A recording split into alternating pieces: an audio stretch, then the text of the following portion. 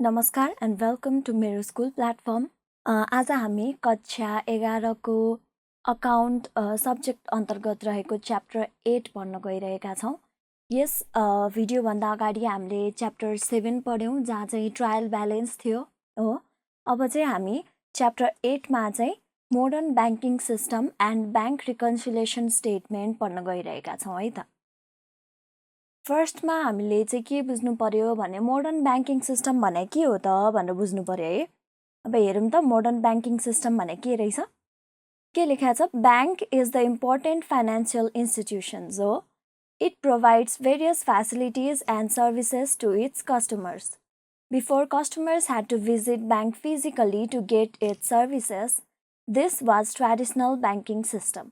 के भनेको छ यहाँ हेरौँ त, ब्याङ्क चाहिँ एकदम इम्पोर्टेन्ट फाइनेन्सियल इन्स्टिट्युसन हो है। अहिलेको समयमा ब्याङ्क चाहिँ एकदम महत्त्वपूर्ण छ। जस्तो सुकै कारोबार गर्नको लागि पनि हामीलाई के चाहिन्छ, ब्याङ्क चाहिन्छ, ब्याङ्कको सर्भिसेसहरू चाहिन्छ हो। अब के भनेको छ, यसले चाहिँ हामीलाई धेरै थरीको चाहिँ फ्यासिलिटिज र सर्भिसेसहरू चाहिँ प्रोभाइड गर्छ हो ब्याङ्कले। अनि पहिला चाहिँ कस्टमरहरू चाहिँ ब्याङ्कमै जानु पर्थ्यो ब्याङ्कको सर्भिसेसहरू लिन भनेको छ हो। त्यसलाई चाहिँ के भनिँदो रहेछ, ट्रेडिसनल ब्याङ्किङ सिस्टम भनिँदो रहेछ है त। But now customers don't need to visit bank for getting banking services है त। तर अहिले चाहिँ कस्टमरहरू चाहिँ ब्याङ्कको सर्भिसेसहरू लिनलाई चाहिँ ब्याङ्क चाहिँ भिजिट गर्नु पर्दैन। E banking, mobile banking, SMS banking are modern banking system which helps in saving time, is convenient and possesses less risk भनेको छ है त। तर अहिले चाहिँ कस्टमरहरू चाहिँ ब्याङ्कमा भिजिट गर्नु पर्दैन ब्याङ्किङ सर्भिसेसहरू लिनलाई। अहिले धेरै थरीको चाहिँ के आइसक्यो, फ्यासिलिटिजहरू चाहिँ ब्याङ्कले प्रोभाइड गर्छ। जस्तै के छ, एउटा ई ब्याङ्किङ भयो, अर्को छ मोबाइल ब्याङ्किङ भयो, एसएमएस ब्याङ्किङ भयो हो। यस्ता सर्भिसेसहरूलाई चाहिँ के भनिन्छ, मोडर्न ब्याङ्किङ सिस्टम्स भनिन्छ है। यसले के गर्न हेल्प गर्छ, हाम्रो टाइम सेभ गर्न मद्दत गर्छ हो। यो एकदम कन्भिनियन्ट हुन्छ र एकदम थोरै रिस्क हुन्छ है त यसमा। एकदम हाम्रो टाइम सेभ गर्छ, एक त एकदम सजिलो हुन्छ हो, र हाम्रो रिस्क पनि एकदम कम हुन्छ मोडर्न ब्याङ्किङ सिस्टममा है त। अब के रहेछ मोडर्न ब्याङ्किङ सिस्टम भने चाहिँ, हामी ब्याङ्कमा भिजिट नगरिकन हो जुनै पनि ठाउँबाट चाहिँ हामीले यदि ब्याङ्किङ सर्भिसेस लिन्छौँ भने त्यसलाई चाहिँ मोडर्न ब्याङ्किङ सिस्टम भनिन्छ है त। के हो त्यो, ई ब्याङ्किङ हो, मोबाइल ब्याङ्किङ हो, एसएमएस ब्याङ्किङ हो, कार्ड्सहरू पनि पर्छ यसमा हो। यसलाई चाहिँ मोडर्न ब्याङ्किङ सिस्टम भनिन्छ है त। अब अर्को छ ब्याङ्क अकाउन्ट भन्ने छ है त। ब्याङ्क अकाउन्ट भने के रहेछ हेरौँ त। Bank account is a procedure that allows a person to enjoy banking services हो। ब्याङ्क अकाउन्ट चाहिँ एउटा प्रोसेस हो, एउटा सिस्टम हो जसले चाहिँ एउटा मान्छेलाई चाहिँ ब्याङ्कले दिने जति पनि सर्भिसहरू छ त्यो चाहिँ उसले चाहिँ पाउँछ। उसले चाहिँ के गर्न सक्छ, त्यो सर्भिसेसहरू चाहिँ उसले लिन सक्छ, प्रयोग गर्न सक्छ हो। All the transaction of a person is recorded in his or her bank account. एकजना मान्छेले जति पनि कारोबार गर्छ त्यो सबै चाहिँ केमा रेकर्ड हुन्छ, उसको ब्याङ्क अकाउन्टमा रेकर्ड हुन्छ है त। The transactions include deposits, withdraw, transfer of money, etc. अब एउटा मान्छेले कस्तो ट्रान्ज्याक्सन गर्छ त, जस्तै डिपोजिट गर्छ हो, पैसा डिपोजिट गर्छ, अनि त्यो विथड्र गर्छ हो, पैसा विथड्र गर्छ, अनि ट्रान्सफर गर्छ पैसा हो। यो जुनै पनि ट्रान्ज्याक्सन हुन्छ त्यो चाहिँ हाम्रो ब्याङ्क अकाउन्टमा चाहिँ रेकर्ड भएर राखिएको हुन्छ है त। यहाँ के भनेको छ, there are 3 types of bank account. They are भनेको छ है त। ब्याङ्क अकाउन्ट कति थरीको हुँदो रहेछ, 3 थरीको हुँदो रहेछ है त। के रहेछ हेरौँ त। फर्स्टमा फिक्स्ड डिपोजिट अकाउन्ट भन्ने हुँदो रहेछ, अर्को हेरौँ सेभिङ अकाउन्ट भन्ने हुँदो रहेछ, र अर्को करेन्ट अकाउन्ट भन्ने हुँदो रहेछ है त। अब फिक्स्ड डिपोजिट अकाउन्ट भने के हो, सेभिङ अकाउन्ट भने के हो, र करेन्ट अकाउन्ट भने के हो, हामी यो पढ्छौँ है त नेक्स्ट स्लाइडमा। हेरौँ त। अब फिक्स्ड डिपोजिट अकाउन्ट भने के रहेछ हेरौँ न है त। के भनेको छ यहाँ, under this account customer deposit a fix sum of money for a fix period of time हो। They can not withdraw money before the contract term, as the customer are not allowed to withdraw the money, cheque are not provided to them, thus fixed deposit has high interest rate. अब बुझौँ है त। Fixed deposit account भने चाहिँ हामीले चाहिँ एउटा some हुन्छ नि, एउटा अमाउन्ट चाहिँ डिपोजिट गर्छौँ के को लागि एकदम फिक्स्ड पिरियड अफ टाइमको लागि के अब म चाहिँ 1 लाख जम्मा गर्छु 10 वर्षको लागि त्यहाँभन्दा अगाडि चाहिँ म झिक्दिनँ भने चाहिँ त्यो फिक्स्ड पिरियड अफ टाइम भयो के उनीहरूले चाहिँ त्यो पैसा चाहिँ झिक्न पाउँदैन बिचतिर हो जतिखेर 10 वर्ष पुग्छ अनि त्यतिखेर मात्र उनीहरूले चाहिँ पैसा झिक्न पाउँछ अनि अब पैसा झिक्न पाइँदैन भनेपछि त चेकको काम भएन हो चेक चाहिँ दिइँदैन फिक्स्ड डिपोजिट अकाउन्ट हुने कस्टमरहरूलाई है त अनि फिक्स्ड डिपोजिट हुने मान्छेहरूलाई चाहिँ हाई इन्ट्रेस्ट रेट चाहिँ प्रोभाइड गरिन्छ एकदम उनीहरूलाई चाहिँ ब्याज चाहिँ एकदम धेरै चाहिँ पाइन्छ किनकि उनीहरूले पैसा झिक्न पाउने भएन हो त्यही भएर चाहिँ उनीहरूलाई इन्ट्रेस्ट रेट चाहिँ हाई हुन्छ है त फिक्स्ड डिपोजिट अकाउन्ट भने चाहिँ fixed sum of money fixed period of टाइमलाई चाहिँ डिपोजिट गर्ने जुन चाहिँ कस्टमरहरूले विथड्र गर्न पाउँदैन हो त्यस्तो अकाउन्टलाई चाहिँ फिक्स्ड डिपोजिट अकाउन्ट भनिन्छ है त अब अर्को हेरौँ त सेभिङ अकाउन्ट भने के रहेछ Under this account, customer can deposit their money as many times as they want. They can also withdraw their money. A checkbook is given to account holder. This account has nominal interest rate. This account is formed to encourage small savings भनेछ है त saving account भने चाहिँ के रहेछ भन्दाखेरि कस्टमरहरूले चाहिँ आफ्नो मनी डिपोजिट गर्न पाइयो जतिपल्ट मन छ त्यतिपल्ट डिपोजिट गर्न पाइयो र त्यो मनी चाहिँ विथड्र गर्न पनि मिल्छ झिक्न पनि मिल्छ है त अब पैसा झिक्न मिल्ने भएपछि त के गर्नु पर्यो चेकबुक त चाहियो हो भनेपछि सेभिङ अकाउन्ट हुने मान्छेहरूलाई चाहिँ चेकबुक पनि दिएको हुन्छ है त अनि अर्को के छ यसको इन्ट्रेस्ट रेट चाहिँ ठिक्कको हुन्छ किनकि यो सेभिङ अकाउन्ट हो नि त सो इन्ट्रेस्ट रेट हाई पनि हुँदैन लो पनि हुँदैन ठिक्कको चाहिँ इन्ट्रेस्ट रेट हुन्छ सेभिङ अकाउन्ट चाहिँ किन बनाइएको हो भन्दाखेरि चाहिँ स्मल सेभिङ गरून् मान्छेहरूको चाहिँ बिहेभियर बनोस् सेभिङ गर्ने पनि एउटा ह्याबिट बनोस् भनेर चाहिँ सेभिङ अकाउन्ट चाहिँ बनाइएको हुन्छ है त अब नेक्स्टमा के छ करेन्ट अकाउन्ट भने के रहेछ हेरौँ त under this account customer can deposit and withdraw their amount in same proportion there is no restriction in withdrawal and deposit here customer can withdraw their whole amount. Oh, a checkbook is provided to the customer to withdraw their amount. Here, no interest is provided to the deposit. अब current account भने चाहिँ कस्तो रहेछ भने चाहिँ नि कस्टमरले जति पनि डिपोजिट गर्न पायो र जति पनि विथड्र गर्न पायो क्या केही रेस्ट्रिक्सन छैन यति लिमिटसम्म विथड्र नगर यति लिमिटसम्म डिपोजिट नगर दिनको यतिपल्ट पैसा झिक भनेर चाहिँ केही नै लिमिट छैन जतिपल्ट पैसा हाल्न नि पायो जति हाल्न नि पायो हो र जति झिक्न पनि पायो कस्टमरले अब कस्टमरले पैसा झिक्न पायो भनेपछि त चेकबुक त दिनु पर्यो हो चेकबुक चाहिँ कस्टमरलाई चाहिँ प्रोभाइड गरिएको हुन्छ अनि इन्ट्रेस्ट चाहिँ यसमा हुँदैन किनकि उनीहरूको पैसा चाहिँ धेरै बेरको लागि डिपोजिट भइराख्दैन नि त उनीहरूले झिकिरहन्छन् त्यही भएर चाहिँ यो अकाउन्टमा चाहिँ इन्ट्रेस्ट रेट चाहिँ प्रोभाइड गरिदैन है त बुझ्यौँ हामीले फिक्स्ड डिपोजिट भने चाहिँ फिक्स सम अफ मनी एउटा टाइमको लागि डिपोजिट हुँदो रहेछ हो यसमा विथड्र गर्न मिल्दैन यसमा चेक दिइँदैन इन्ट्रेस्ट रेट के हुन्छ यसको हाई हुन्छ है त अनि अर्को सेभिङ अकाउन्ट भने चाहिँ जति सेभिङ गर्न नि पायो हो उनीहरूले झिक्न पनि पायो त्यही भएर चेकबुक दिइन्छ अनि इन्ट्रेस्ट रेट चाहिँ ठिक्कको हुन्छ सेभिङ अकाउन्टमा है त अनि करेन्ट अकाउन्ट भने के रहेछ जति पैसा डिपोजिट गर्न नि पायो जति विथड्र गर्न नि पायो है जति प्रपोर्सनमा विथड्र गर्न नि पायो अनि यसमा चाहिँ केही रेस्ट्रिक्सनहरू हुँदैन केही लिमिट्सहरू हुँदैन र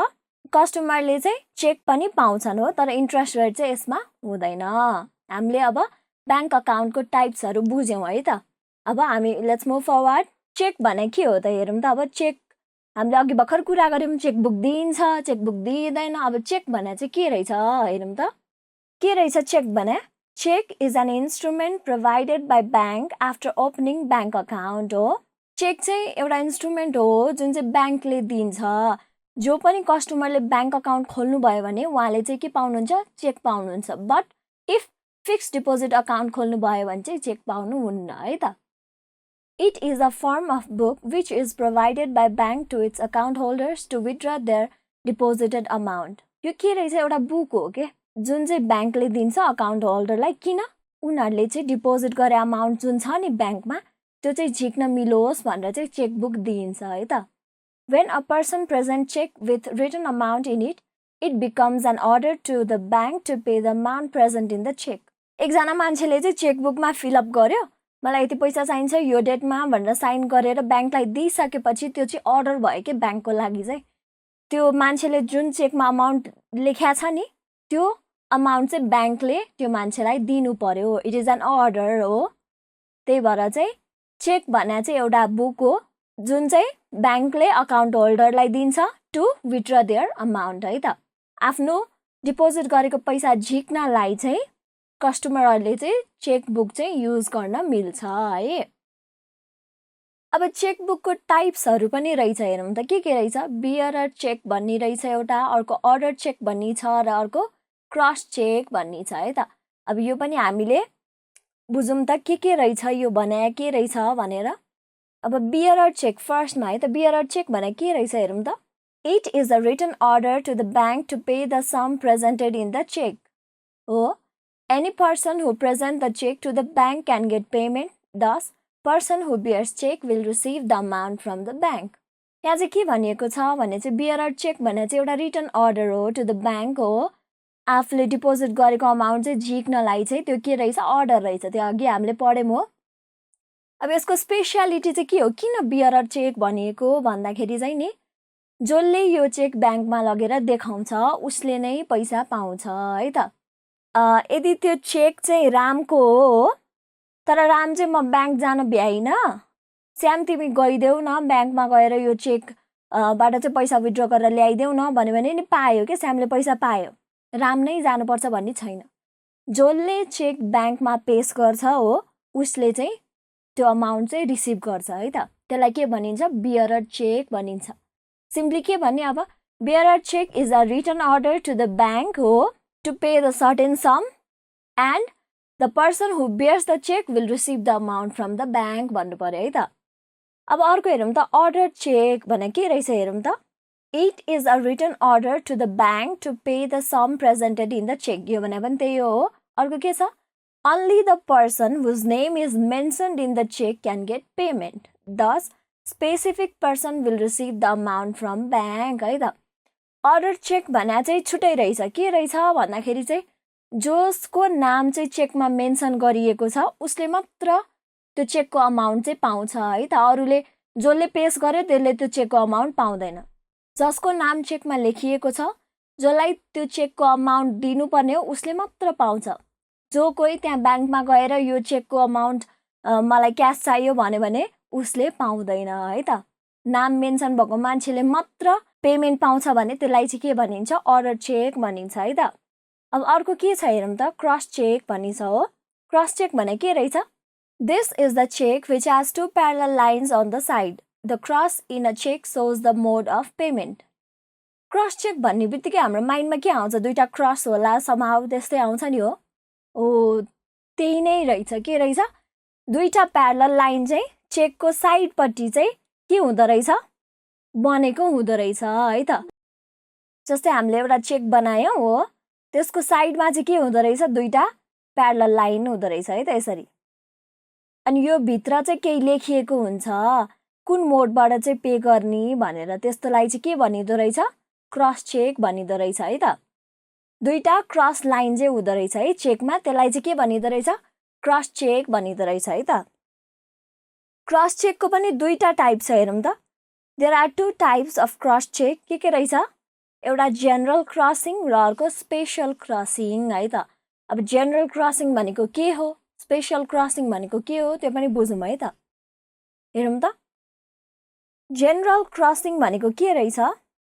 This is one of the types of cross check or cross check एउटा type हो नि हो general crossing where two parallel lines are drawn on the left top of the check. Between the two lines the word and company is mentioned. This means that the amount of check can be deposited into the pay's account भनेको छ है त यहाँ के भनेको छ भन्दाखेरि चाहिँ general crossing भनेको चाहिँ एउटा cross check को type हो जहाँ चाहिँ लेफ्ट साइडको टपमा चाहिँ दुईटा प्यारलल लाइन ड्र गरिएको हुन्छ हो र त्यो लाइनको बिचमा चाहिँ के लेखिएको हुन्छ एन्ड कम्पनी भनेर लेखिएको हुन्छ है त कसरी लेखिएको हुन्छ भनेर हेरौँ है त यहाँ एउटा चेक भयो यो यसको लेफ्टको टपमा भने यहाँ हो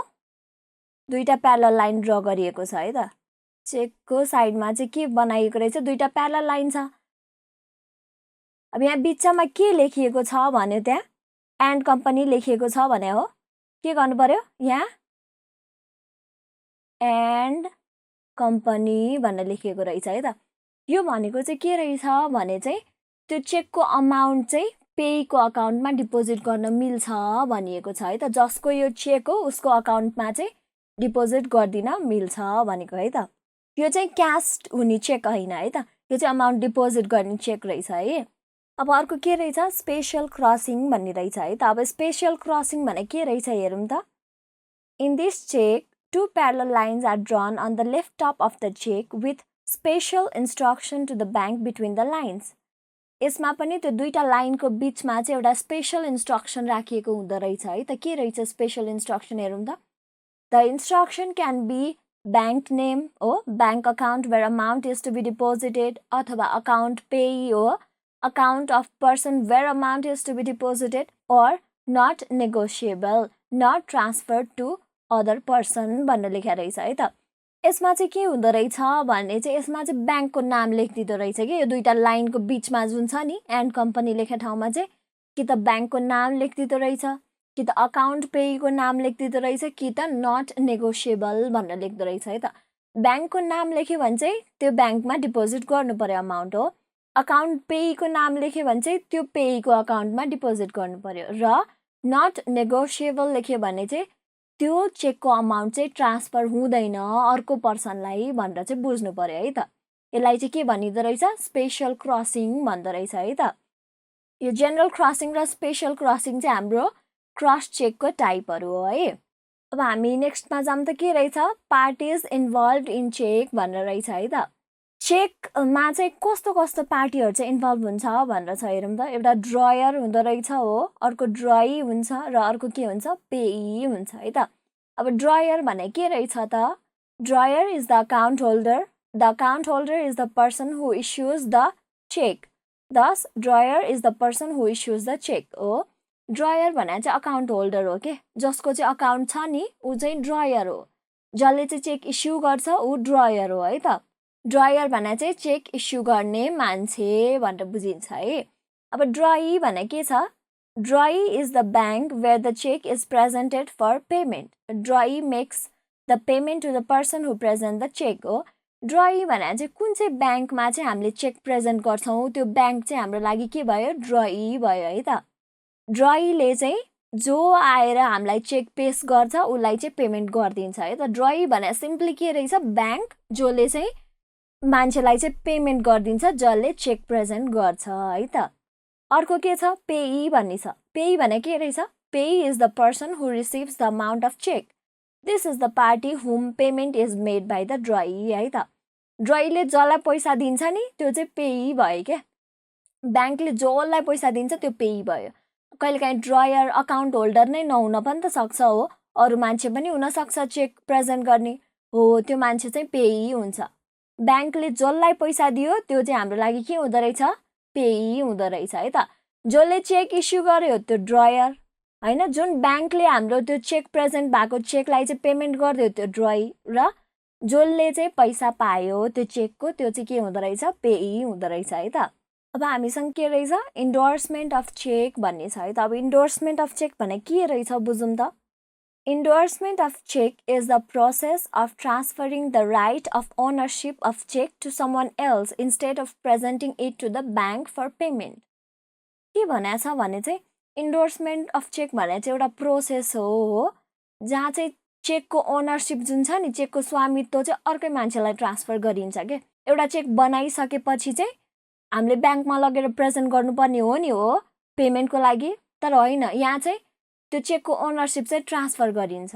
हो त्यसरी चेकको ओनरसिप ट्रान्सफर गरियो भने त्यसलाई के भनिँदो रहेछ इन्डोर्समेन्ट अफ चेक भनिँदो रहेछ है त those who endorse cheque is known as endorser and whom it is endorsed is known as endorsee है त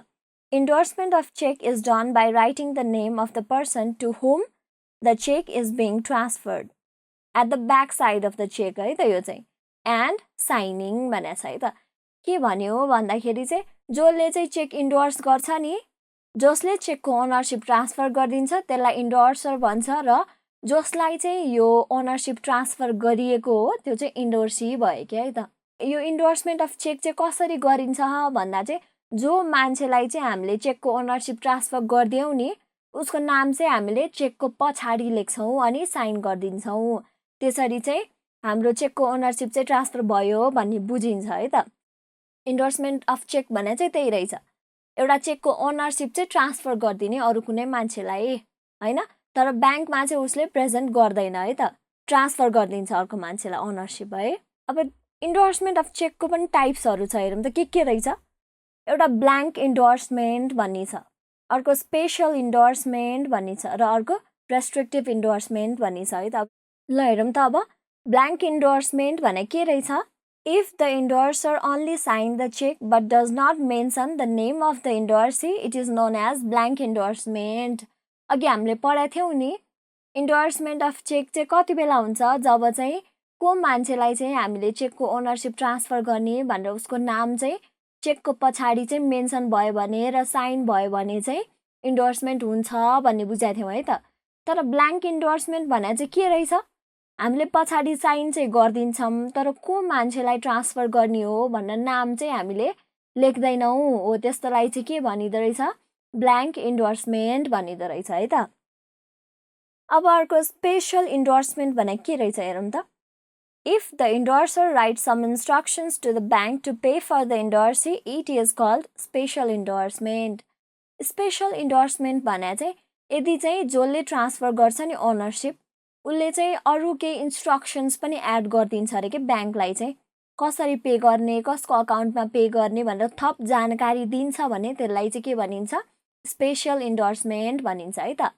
अब अर्को छ रेस्ट्रिक्टिभ इन्डोर्समेन्ट है त।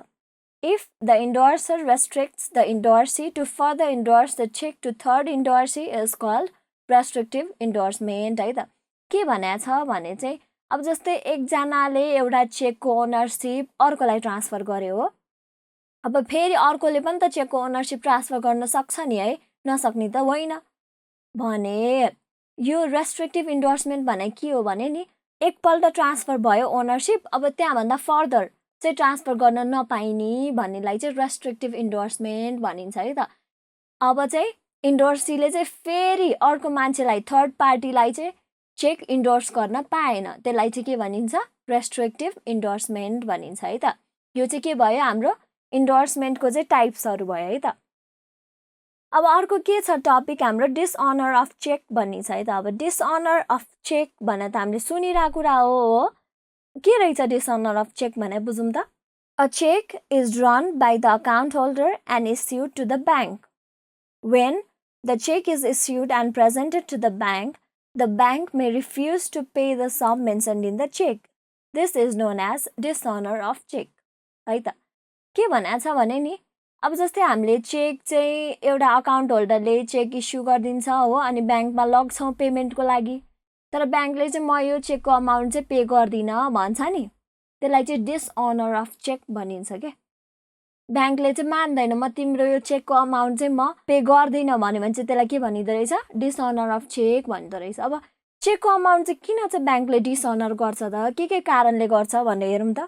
A cheque can be dishonour due to the following reason. अब रिजन हुनु पर्यो नि त होइन, डिसअनर गर्नको लागि पनि के चाहिँ रिजन रहेछ डिसअनर गर्नलाई भनेर हेरौँ त। के छ, यो चाहिँ नर्मल रिजन्सहरू है त। If name of pay is not clearly mentioned, अब कसले चाहिँ चेकको अमाउन्ट पाउने हो उसको नाम चाहिँ राम्रोसँग मेन्सन भएको छैन भने चाहिँ ब्याङ्कले चाहिँ पे गर्दैन रहेछ है त चेकको अमाउन्ट। अर्को छ if the cheque is outdated है त। चेकमा मेन्सन भएको डेट र अब हामीले चेक प्रेजेन्ट गरेको डेट चाहिँ मिल्दैन नि हो, आउटडेटेड भइसकेको चेक चाहिँ ब्याङ्कले डिसअनर गरिदिन्छ है त। If the amount in written words does not match with figures है त। अब हामीले जुन अमाउन्ट फिगरमा लेख्छौँ र रिटर्न वर्डमा लेख्छौँ नि त्यो दुईटा म्याच भएन भने पनि ब्याङ्कले चेक डिसअनर गरिदिन्छ है। अर्को छ if cheque is over written, चेकमा चाहिँ बढी लेखिएको छ अथवा इङ्क फैलिएको छ भने चाहिँ त्यस्तो चेक पनि ब्याङ्कले डिसअनर गरिदिन्छ है त। अर्को के छ, if the cheque is physically destroyed, अब चेक चाहिँ काचाकुचुक परेको छ, कतै च्यातिएको छ भने त्यस्तो पनि ब्याङ्कले डिसअनर गरिदिन्छ है। If there is insufficient amount of fund in the bank, यदि त्यो चेक कसको अकाउन्टबाट पे गर्ने हो उसको अकाउन्टमा चाहिँ सफिसियन्ट पैसा छैन हो, त्यो चेकमा भएको जति पैसा छैन भने पनि त्यो चेक चाहिँ डिसअनर हुन्छ है त। If there is alternation in signature of drawer or endorser, अब यदि चाहिँ त्यो ब्याङ्कमा भएको सिग्नेचर र चेकमा भएको सिग्नेचर म्याच भएन भने पनि चेक डिसअनर हुन सक्ने चान्स हुन्छ है त। डिसअनर अफ चेक भने के रहेछ त, यदि हामीले चेक पेस गऱ्यौँ ब्याङ्कमा र ब्याङ्कले चाहिँ म यो चेकको अमाउन्ट चाहिँ दिँदिनँ, पे गर्दिनँ भन्यो भने चाहिँ त्यसलाई के भनिँदो रहेछ, डिसअनर अफ चेक भनिँदो रहेछ है त। अब हाम्रो अर्को टपिक के रहेछ, मोडर्न ब्याङ्किङ ट्रान्ज्याक्सन भाउचर भनिरहेछ है त। मोडर्न ब्याङ्किङ ट्रान्ज्याक्सनहरू चाहिँ के को थ्रुबाट हुन्छ भनेर चाहिँ छ है त। के छ, एनी ब्रान्च ब्याङ्किङ सिस्टम भनिरहेछ है त। अर्को के रहेछ, ई ब्याङ्किङबाट हुँदो रहेछ है मोडर्न ब्याङ्किङहरू। अर्को के छ, कार्ड सर्भिसेसबाट हुँदो रहेछ हो। अब हेरौँ त, any branch banking system ABBS भने के रहेछ, it is the banking system where an account holder can operate their banking transactions from any branch of the bank. The banking transactions include deposits, withdraw or receiving information of own accounts है त। Any branch banking system भन्ने बित्तिकै हामीले के बुझ्छौँ, any branch भने जुनै पनि ब्रान्चबाट हामीले ब्याङ्किङ सिस्टम चाहिँ के गर्न सक्छौँ, युज गर्न सक्छौँ हो भने त्यस्तोलाई चाहिँ एनी ब्रान्च ब्याङ्किङ सिस्टम भनिन्छ। अब जस्तै हामी चाहिँ ब्याङ्कको जुनै पनि ब्रान्चबाट डिपोजिट गर्न सक्छौँ, विथड्र गर्न सक्छौँ अथवा हाम्रो अकाउन्टको इन्फर्मेसन लिन सक्छौँ हो, यस्तोलाई चाहिँ के भनिन्छ, एनी ब्रान्च ब्याङ्किङ सिस्टम भनिन्छ है त। अब अर्को छ ई ब्याङ्किङ। ई ब्याङ्किङ भने के हो, E banking includes online banking like eSewa, mobile banking, telephone banking, connect IPS etcetera है त। ई ब्याङ्किङ भने चाहिँ के रहेछ, जस्तै अनलाइन ब्याङ्किङहरू रहेछ है त, जस्तै ई सेवा हामी जुन चलाउँछौँ, मोबाइल ब्याङ्किङ हो जस्तै फोन पे भयो। अर्को टेलिफोन ब्याङ्किङ, हामीले टेलिफोनको थ्रुबाट चाहिँ ब्याङ्किङ इन्फर्मेसन्सहरू लिन सक्छौँ हो। कनेक्ट आइपिएस भयो, यिनीहरू चाहिँ के भयो, ई ब्याङ्किङ भयो है त। अब अर्को छ कार्ड सर्भिसेस भनेको छ है त। Bank provides card to its customer to access fund. The customers can use cards like debit cards हो, credit card for performing banking transactions भनेको छ है त। ब्याङ्कले चाहिँ कस्टमरहरूलाई चाहिँ कार्ड सर्भिस पनि दिँदो रहेछ कि, जस्तै डेबिट कार्ड, क्रेडिट कार्ड भनेर चाहिँ कार्डहरू दिन्छ, सो द्याट अकाउन्ट होल्डरले चाहिँ कार्डको थ्रुबाट चाहिँ ब्याङ्किङ सर्भिसेसहरू चाहिँ लिन सकोस् है त। अब डेबिट कार्ड भने के छ, it can be use as cash to pay amounts हो। डेबिट कार्डले चाहिँ as a cash we can pay amounts हो, हामीले चाहिँ पे गर्न सक्छौँ जहीँ पनि गएर हो। अर्को के छ, क्रेडिट कार्ड भने चाहिँ के रहेछ, it can be use for borrowing money के। The bank allows their customer to use the amount even if they have no balance in their account. The used amount is to be paid to bank after certain time with no interest. Credit card भने चाहिँ ब्याङ्कको पैसा चाहिँ चलाउन पाउने कि, if हामीसँग पैसा छैन भने हामीसँग क्रेडिट कार्ड छ भने चाहिँ bank allows us to use the amount, certain amount है, लिमिटमा राखिदिएको हुन्छ अमाउन्ट, त्यो चाहिँ हामीले युज गर्न पायो र पछि चाहिँ सर्टेन टाइम पछि we need to pay back है त, विथ नो इन्ट्रेस्ट। हामीले चाहिँ ब्याङ्कको अमाउन्ट यतिकै चलाउन पायौँ है त, त्यसलाई के भनिँदो रहेछ, डेबिट कार्ड, क्रेडिट कार्ड भनियो। र हाम्रो मोडर्न ब्याङ्किङ ट्रान्ज्याक्सन्सहरू चाहिँ एनी ब्रान्च ब्याङ्किङ सिस्टमबाट हुने भयो, ई ब्याङ्किङबाट हुने भयो र कार्ड सर्भिसेसबाट चाहिँ हुने भयो है त। यस भिडियोमा चाहिँ हामीले यति नै गऱ्यौँ। अब यही च्याप्टरको अरू ब्याङ्क रिकन्सिलेसन स्टेटमेन्ट भन्ने पार्ट हाम्रो बाँकी नै छ